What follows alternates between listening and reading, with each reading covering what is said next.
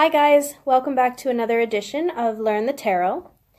I'm Melissa, if you don't know me already, and we have been walking through the tarot deck, and I try to do a card a day, and basically what we're doing is we're just learning the general meanings of the cards, and we are going over how they work, how each card works. Right now we're walking through the major arcana. We started with the Fool, and today we are doing the Lovers.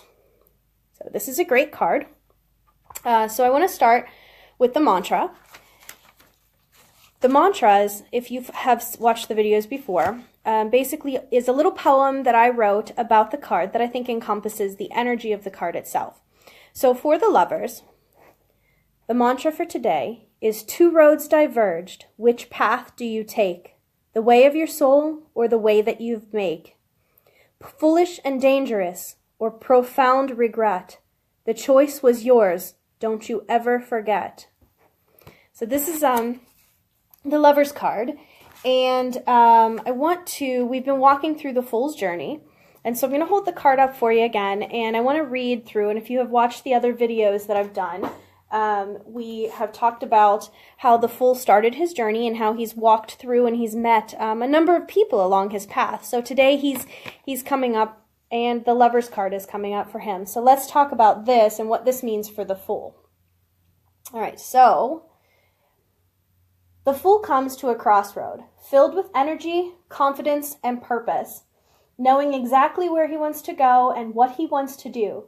But he comes to a dead stop. A flowering tree marks the path he wants to take, the one he's been planning on taking. But standing before a fruit tree, marking the other path, is a woman.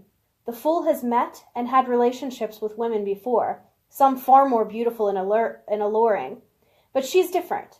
Seeing her, he feels as though he's just been shot in the heart with Cupid's arrow. That's how shocking, how painful is his recognition of her. As he speaks with her, the feeling intensifies, like finding a missing part of himself. It's clear that she feels the same about him. They finish each other's sentences. They think the same thoughts. It's as if an angel above had introduced their souls to each other. Though it was in his plan to follow the path of the flowering tree, and though it will cause some trouble for him to bring this woman with him, the Fool knows he dare not leave her behind. Like the fruit tree, she will fulfill him. No matter how divergent from his original intent, she is his future. He chooses her, and together they head down a whole new road. Beautiful, but not a love story. So let's talk a little bit about the symbolism of this card, because a lot of times this card pops up and there's a big question as to what this actually means. I mean, it says it's the Lovers, right? It's about love. It's about relationships. It's about lovers, right? No, it's not. It can be, but it doesn't have to be. So let's talk about this a little bit, right? So the first thing I want to point out about this card is I want to have a quick talk about the planets that are associated with this card. Okay, so what we have here is we have this card is actually the sign of Gemini, right? So Gemini representing the twins, right? So we've got the twins on the card. And how do I know they're the twins? We'll get into that later. But for now, just know that this card is a Gemini card. The angel, let's talk about the symbolism here. The angel at the top of the card is actually representative of Raphael. And Raphael is the angel of air. He is also the angel of Mercury. And Gemini is the sign of Mercury. Okay, so that's your connection. Just keep that in mind. Raphael is the angel on the card. He is the angel of Mercury. He is the angel of air. Gemini is the sign for Mercury. Okay. And air represents communications. Okay. So let's talk about some of the other symbolism on here. The Raphael is wearing a purple cloak, right? Purple is royalty, importance. So that signifies the importance of communication, of the importance of Raphael being the divine guider, the divine inspiration, the divine guidance on this card, right? So above Raphael, the sun is shining. So this is a card of warmth, security, happiness. There's no real negative connotations associated with this card. If you look behind the woman, So on the front of the card here, we've got in the foreground Adam and Eve, right? So we're going to call them Adam and Eve. That's how it's interpreted. Most of the people that you will ask will tell you that this is an Adam and Eve on the card. And we'll get into how the symbolism of the story of Adam and Eve plays into this card. But for now, just know that that's Adam and Eve. Behind Eve, you'll see the fruit tree, the tree of forbidden knowledge with the snake, right? So everyone knows that part of the story. Thus represents the temptations of the world and also reinforces the fact that this is Adam and Eve on the card itself. The flames behind Adam are the flames of passion. If you notice, there are 12 of them. That represents the 12 signs of the zodiac. And one thing I want to really point out to you guys, I'm going to get a little closer with the card. Adam's looking at Eve, and Eve is looking at the angel. This represents the path from physical desire to emotions, and from emotions to spiritual. So this represents a path of thinking, a path of enlightenment, right? So we're going from physical desire and passion to emotional needs and communications, and then to spiritual concerns. So what is this card actually about? Old decks actually call this card the amorous one. And so what that means is it's not about lovers. The name lovers is actually a misinterpretation. I don't know. I'm not exactly sure how it ended up being the lovers, but originally it was known as the amorous one. And so it really doesn't apply to two people as much as it's about one person being in love. So the theme of this card is actually choice. It's choice, right? Two paths. I just read you the story of the Fool and what this card means and significance to him, and that's it's choice. He can choose to continue down the path with the flowering tree, or he can choose the woman. He can choose the woman on the craggly path that's going to be difficult, and he can bring her along and start a new path with her. So it really is about choice. So let's see here. What do I want to talk about? Okay, so twins. I said Adam and Eve. Okay, so back to the symbolism of the planetary stuff for just a second.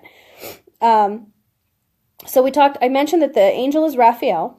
He is the angel of Mercury and air. Gemini is the sign of Mercury.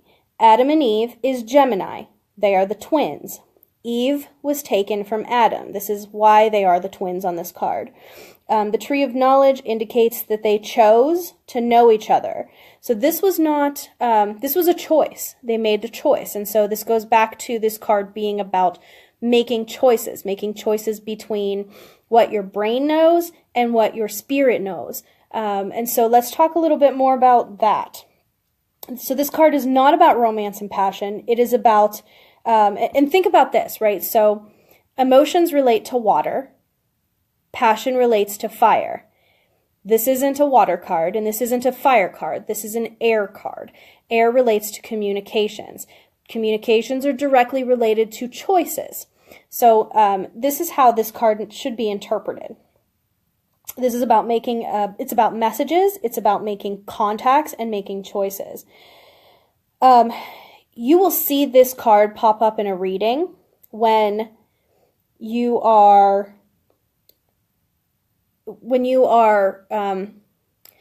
have found or will find something that speaks to you on a psychic level. And I'm not sure I'm explaining that correctly. So let me talk a little bit more here, and maybe I can get this out correctly. It's something that speaks to you, something that you know and recognize as a reflection of yourself, as your mirror self. It's something that balances you, something that completes you, something that makes you harmonize, right? So it's your other half. Some people call maybe your soulmate, or something like that. It doesn't necessarily have to be a person, but that's kind of the energy behind the card, is that it's something that will speak to you on a spiritual level, that you just have a knowing about this thing, and it makes you feel balanced and complete. It could be shoes, it could be a song that talks about things in a way that you couldn't express better. It could be maybe a tract of land that you come across that you're just really feeling attracted to. Or it could be a person. Some people say that the first time they met their husband or their wife, that they just knew. They knew that person was supposed to be with them. They knew that that was their other person. Other people, know when they walk into a house, this is the house that we are supposed to buy. I can just feel it. It's this feel, this spiritual feel, this psychic feel. Some people can relate to that and really know what I'm talking about when I say that, where you just know this thing is for you. You know this thing is meant for you. This card will pop up when you're doing a reading for yourself or your querent, has come or will come across something or someone, a career, a pet, a car, a person, whatever, that they will fall in love with. They will know instinctively that it was meant for them, even if it derails them from their chosen path. We talked about the Fool, and the Fool was headed down a path. He knew which path it was. He was headed down that path with the flowering tree, and all of a sudden, there she was. She popped up. She got his attention. He knew instinctively that she was meant for him. And even though it caused him to be derailed from his chosen path, he chose her anyhow. But the warning with this card, though, is to use your common sense when making this choice, right? Because there's going to be some risks involved when you follow that instinct, that intuition. There will be hardships that come along with that. And so you want to use common sense, and you don't want to put yourself at a complete disadvantage. So this really is a question of balancing, right? Balancing the pluses and the minuses, the pros and the cons. But the card itself, when it pops up, is simply a guide point saying, hey, you have or you will very soon find something that speaks to your soul. And when you find that thing, when you recognize that thing, you're going to have to make a decision. You're going to have to choose whether or not you want to, take on that thing and buy that car or buy that house or date that person, despite the fact that it might put you at a financial disadvantage, or you might have to relocate, or you might have to, put your career on hold. These are all the pros and cons of situations that come up. But the card itself points to you coming into an awareness of or finding that thing that speaks to your spirit. Despite this hardship, you have to decide whether or not, in spite of the hardship, whether or not you want to give in to this spiritual attraction. So basically, this card is about two choices, right? It's the choice that your soul is choosing, where where you're recognizing something or someone who harmonizes with you and is making you attracted to it, right? So that's the one choice, the choice your soul is making. The other choice is the choice that the rest of you is making. So this is the demands of life, your brain, your emotional heart. And these things may or may not agree with what your soul is wanting to do. And so this is the decision that is before you with the Lover's card. Despite all of this, the decision becomes difficult because no matter how powerfully drawn to something you are, so much so that no matter how scary or difficult or how many problems will arise as a result of it, it doesn't matter. You're inclined to go for that. You're inclined to follow your spirit and follow your soul. And this is what love is, but it comes at a cost, right? And I just want to talk real quick about the position of the card. So to give you a little more context of how this card fits into the deck itself. The card itself follows the Emperor, right? And we talked about the Emperor a couple days ago being the card of rules. He has, he has rules, he has structure, and he is, he is the ruler of the earth, right? And we talked about him being the counterpart to the Empress, who is your soft Mother Earth, right? So he's got the harsh rules. And then it follows the Hierophant, who has religious practices and religious structures and religious traditions. And so, you know, having this card, this Lover's card, come directly after those as number 6 in the deck, to have this card come directly after those, it is telling you and it is acknowledging that there is a spiritual power that often defies earthly and that often defies earthly laws and religious traditions. So this card speaks to spirituality in a way that this one never did. And it speaks to following your heart versus following the rules or following what you should be doing. So, you know, this card and this choice that you have to make, you can either say yes or you can say no. You can say yes to this choice and you can head down that path, that foolish, dangerous, selfish, thoughtless path with Eve, or you can say no and potentially have devastating regret for the rest of your life. And I know this feels like a cold sweat kind of decision, and that's what this card usually brings up. Do you want to take on the burden and take on the pain and the suffering and the complications and whatever else comes along with following your soul and following what your spiritual attraction is, and you know, going after the things that speak to your spirit? Or do you want to put that spirit on hold and continue to follow the path that you've set for yourself, knowing that you may have lost an opportunity or knowing that you may have regret for the rest of your life? So that's the Lovers, guys.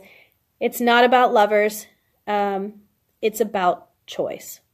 And so I'm hoping that the mantra makes more sense to you guys now that we've gone over the card. Two roads diverged, which path do you take? The way of your soul or the way that you make? Foolish and dangerous or profound regret? The choice was yours. Don't ever forget. I hope you enjoyed today's video. If you're watching on YouTube, go ahead and leave me comments and questions that you might have. And we will next time do another video. So I will see you later, guys. Bye.